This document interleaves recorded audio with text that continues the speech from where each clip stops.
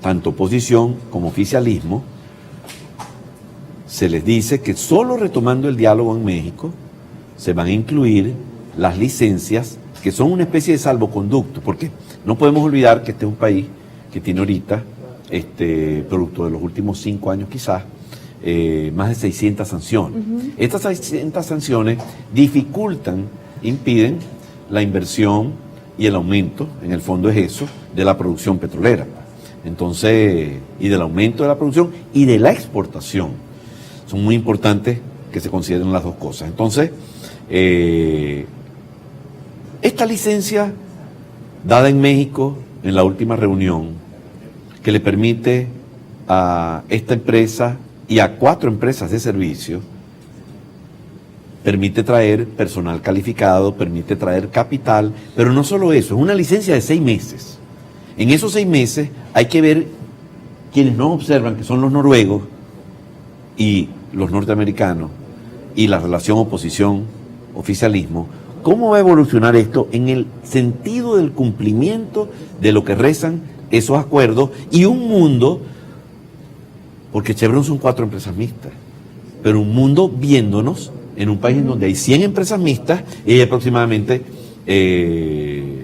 unas 60, 70 compañías internacionales más. En la medida en que se vaya generando la confianza en el país por el cumplimiento de ambas partes, en el sentido de lo que tienen estas licencias, ya, de hecho, todas estas empresas están a la observación para, dentro de 6 meses, volver a pedir, o en el transcurso, licencias para venir a Venezuela.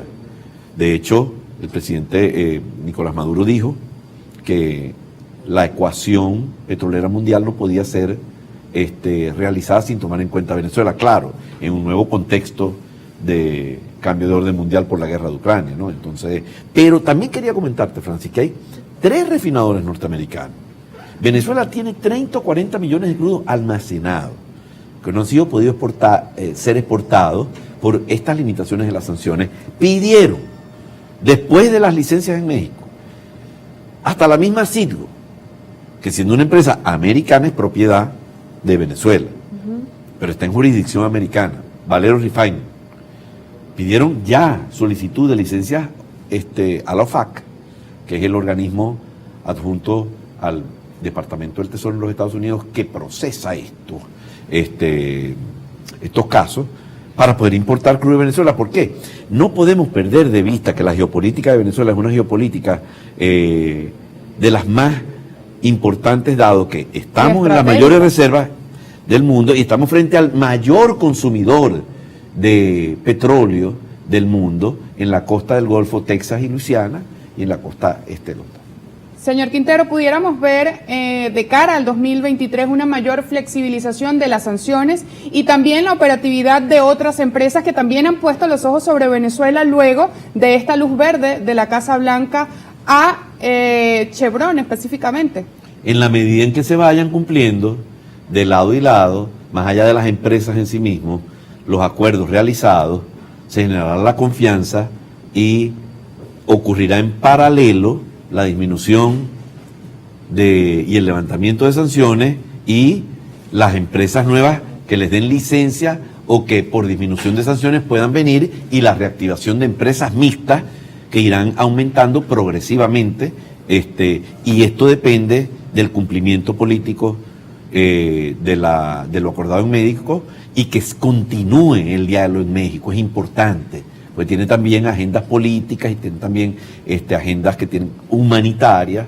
Aquí en este acuerdo se firmó que va a ser observado globalmente un fondo de la ONU de $3.000 millones para proyectos específicos.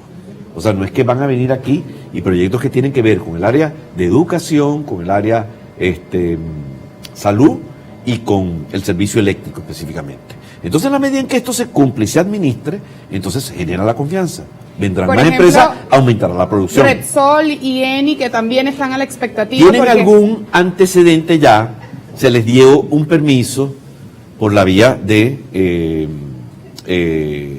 salvoconducto de sanciones para que pudieran tener la oportunidad en Europa desde Europa, empresas europeas, Italia y España, de poder recuperar, porque estas empresas tienen deudas, casi todas, que han sido acumuladas y no han podido ser pagadas porque no hay la suficiente producción petrolera, y también habría que ver la voluntad política de hacerles el pago. Entonces, atrás de ellas, que ahora vuelven, porque ven esto, vendrán y esperemos que vengan muchas otras.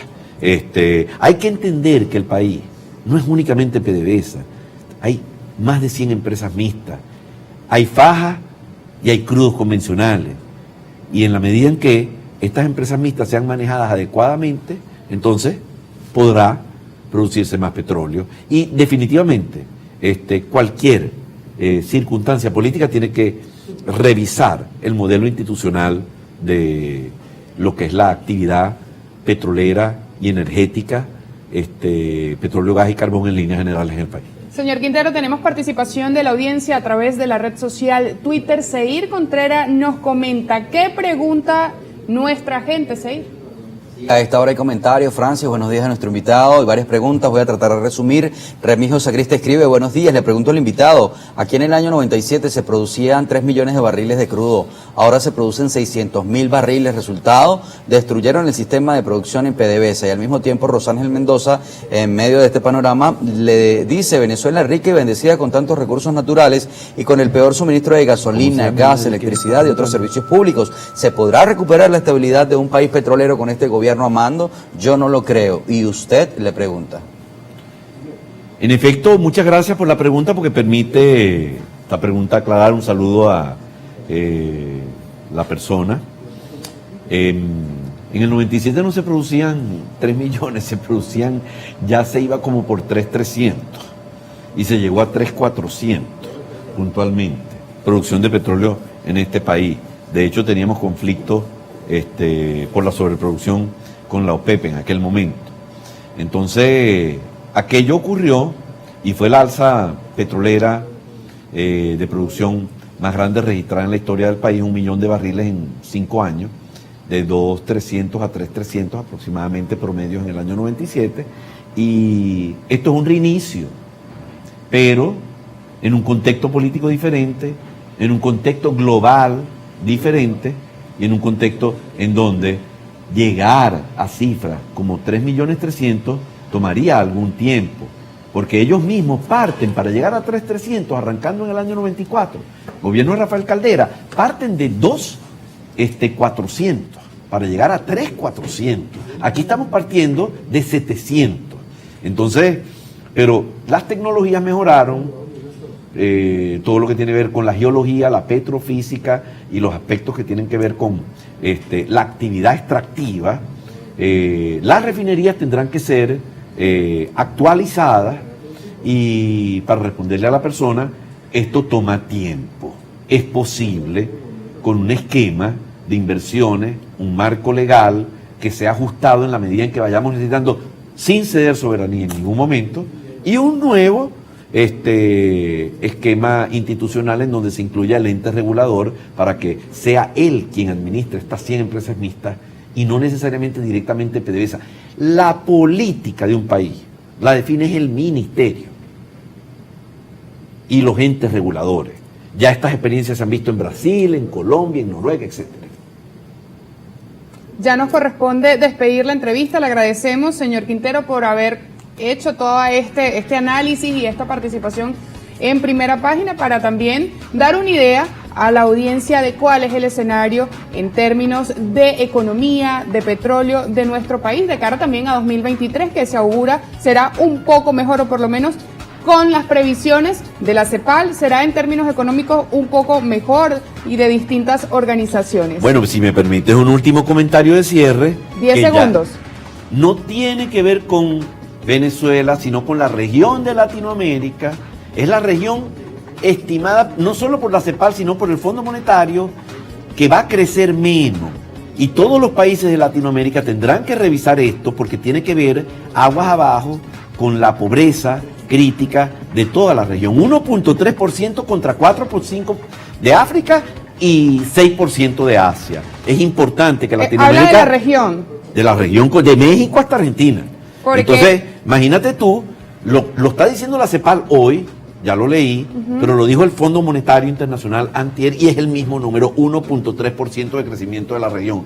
Venezuela, como ha decrecido mucho, en mucho tiempo, se estima que crezca entre 6 y 8%, pero desde un punto ya bastante, vamos a decir, reducido de los últimos 8 años. Entonces, esto es ya economía pura, pero de alguna manera, esta actividad petrolera, con o en cualquier situación, va a permitir